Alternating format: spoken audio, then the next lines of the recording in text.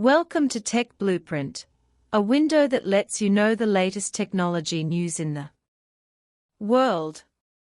China's chip imports will hit a record high in 2025, with a total value of $2.8 trillion. This data sounds good, but the truth is so cruel. Although domestic semiconductor technology has made great progress in recent years, and the total export volume has surpassed industries such as clothing and mobile phones, it still cannot escape the fate of import dependence. For example, 75% of processors and memory are foreign, which is equivalent to controlling China's high-end electronic products. Some people may say that domestic replacement has already begun. Imports have not decreased, but increased by more than 10%. To know, you must know how important this chip is. A chip is equivalent to the brain and memory of an appliance. Without it, mobile phones, computers, and even cars are just decorations. With the outbreak of the chip war in 2018, Chinese companies finally realized that if they cannot master their own technology, it is almost impossible to survive in this world. In order to reverse this situation, the central government has proposed a new development direction for the semiconductor industry. Before 2025, the domestic semiconductor industry must achieve more than 70%. Over the years, China has been catching up, and the 14 nanometers process has achieved mass production, with an output value of up to $110 billion.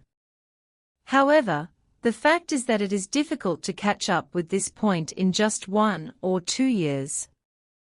By 2024, this number will feel like a heavy blow: 549.2 billion chips, an increase of 14.51% over the same period last year, with a total value of $385.6 billion. Although domestic manufacturers also have their own ideas, the technology, ecology, and market of these giants are like a mountain lying in front of them. What's going on? This is not an easy task. First of all, researching a chip is a very time-consuming and costly task. For example, Huawei's Kirin 9020, although it has achieved good results in the production process, is more than 10 years behind TSMC and Samsung. In terms of memory and CPU, it is controlled by several companies such as Samsung and Intel. It is not an easy task to catch up with them in a short time. In addition to technology, there is another more headache. Take AI chips for example. Domestic companies can also make them, but developers still prefer to use NVIDIA's. The reason for this is that NVIDIA's CUDA ecosystem, in addition to providing hardware, also has a complete set of software, allowing users to save a lot of time and energy during use. As for domestic ones, this system has just started, and even users should think twice. What's even more heartbreaking is that the semiconductor industry has formed an indestructible barrier. From design to production, mistakes in any link may lead to strangulation. For example, some domestic companies use overseas IP cores. If this IP core is cancelled, all previous research will come to nothing.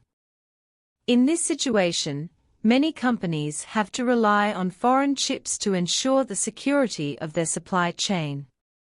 By 2024, China is facing the fact that about 75% of imports are made up of processors and memory chips.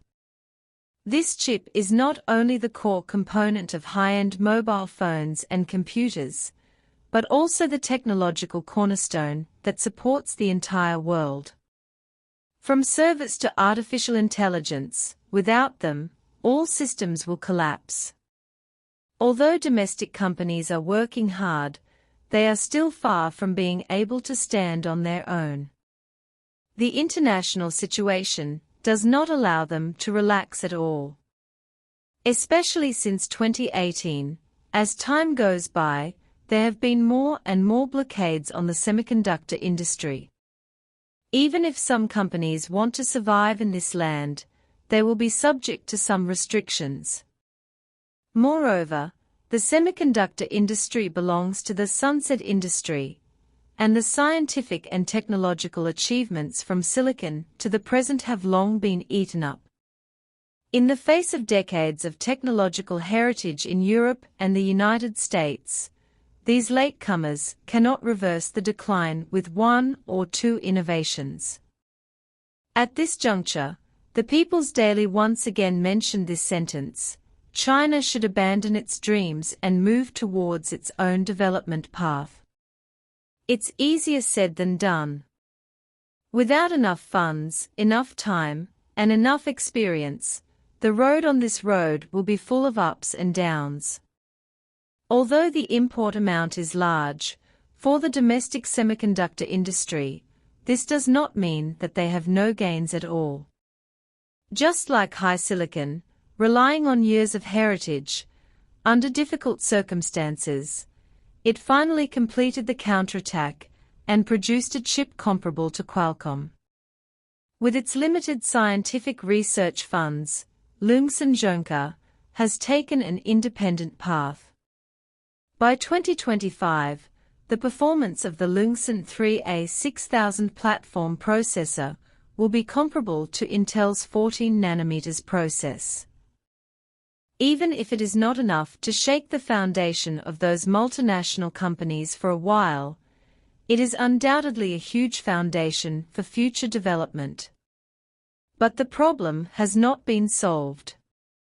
In order to catch up with the domestic semiconductor industry, in addition to making breakthroughs in technology, it is also necessary to establish a complete industrial ecology, and at the same time have enough patience to endure loneliness. In the field of chips, there is no shortcut. If you want to catch up with the international pace, you must take one step at a time. Now there is a problem, that is, the import amount is increasing year by year, and the domestic replacement speed is getting slower and slower. Should China be grateful for the increase in exports, or worry about the increase in imports? Do you think that China's integrated circuit industry can still stand? If the answer is yes, then how to overcome the two major obstacles of technology and ecology? If the answer is no, then how should China accept it?